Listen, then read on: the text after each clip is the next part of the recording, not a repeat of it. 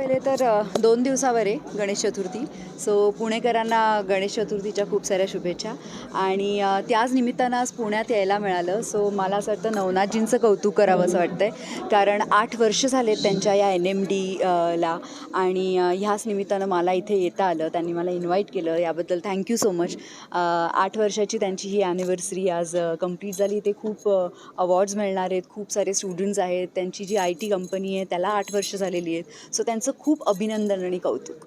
एक मराठी पुरुष म्हणजे मराठी माणूस एवढं मोठं इतका कमी वयामध्ये मोठी यश त्यांनी काय म्हणजे कौतुक कौतुक आणि फक्त कौतुक. काय बोलणार म्हणजे किती गर्वाची गोष्ट आहे बघा ना.